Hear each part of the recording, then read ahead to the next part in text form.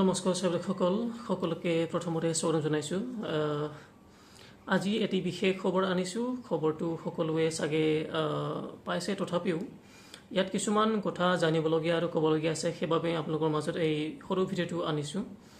যিবিলাকে নতুনকৈ চাকৰি কৰিছে তেওঁলোকৰ বাবে এইটো হয়েই এই যিটো খবৰ, আৰু যিবিলাকে আগতে প্ৰথমতে পালে মানে পুৰণা হৈ আছে তেওঁলোকৰ বাবেও এই খবৰটো হয়।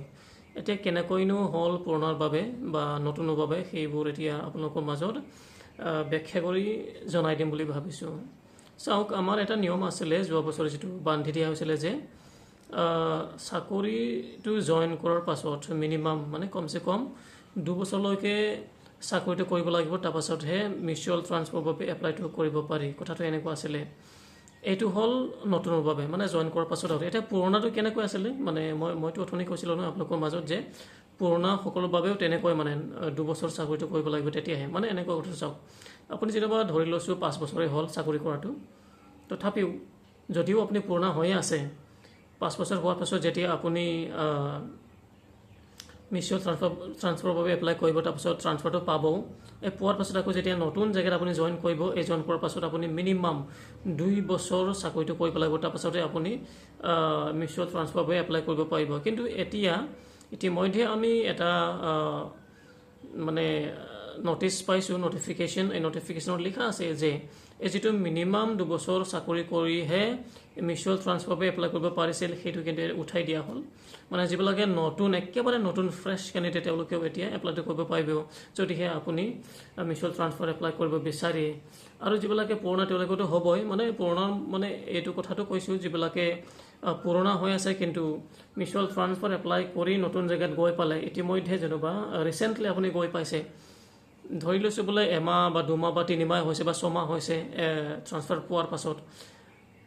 এতিয়া ট্ৰান্সফাৰ পোৱাৰ পাছতো আগৰ মতে মানে যিটো নিয়ম এই যিটো ৰুল, সেই ৰুল মতে আপুনি আকৌ 2 বছৰ চাকৰি কৰিব লাগিছিলে। কিন্তু এতিয়া আপুনি চাকৰিটো 2 বছৰ আকৌ সেইটো নতুন জেগাত কৰিব নালাগে, এতিয়া লগে লগে আপুনি এপ্লাইটো কৰিব পাৰিব।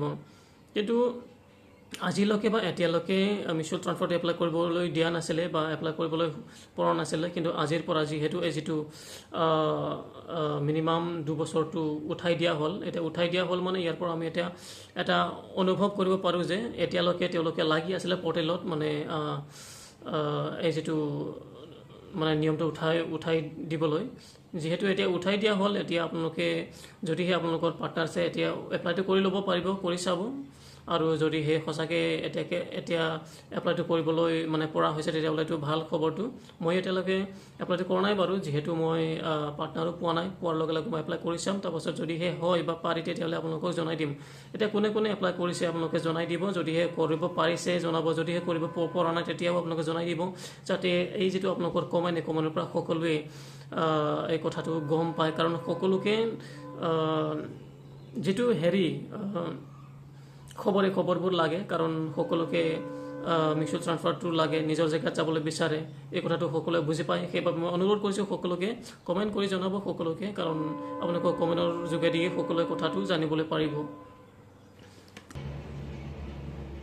আৰু কিছু কথা আকৌ জনাই দিওঁ, কাৰণ বহুতে এতিয়াও জানিব বিচাৰি থাকে, মানে সুধি থাকে।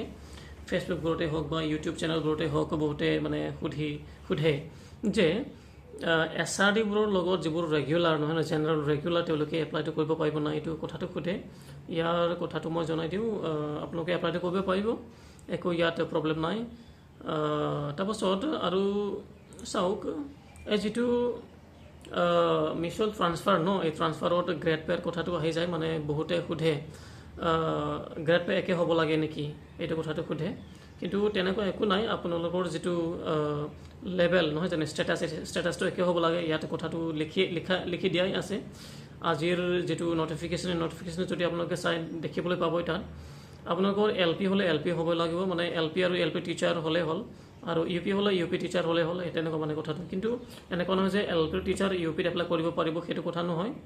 অৱশ্যে যদি এমালগেমেটেড হয় তেতিয়া বেলেগ কথা, আপোনালোকে এপ্লাইটো কৰিব পাৰিব। ধৰি লওক বোলে এটা LP টিচাৰ, তেওঁ আন এগৰাকী LP টিচাৰৰ সৈতে এপ্লাই কৰিছে, যিজন এমালগেমেটেড মানে বিদ্যালয়ত আছে, তেতিয়াহ'লে আপোনালোকে এপ্লাইটো কৰি ল'ব পাৰিব, ইয়াত একো প্ৰব্লেম নাই।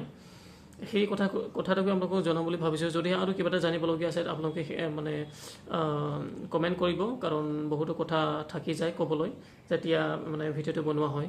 মই কথাটো জনাবলৈ চেষ্টা কৰিম মানে মই সকলোকে জনাই দিওঁৱেই, যিমান পাৰোঁ নহয় 100% মই মানে ৰিপ্লাই দি পিনি আপোনালোকক কথাটো জনাই দিওঁ। গতিকে ইয়াকে কৈ মই এই যিটো সৰু ভিডিঅ'টো সামৰণি মাৰিছোঁ। ধন্যবাদ।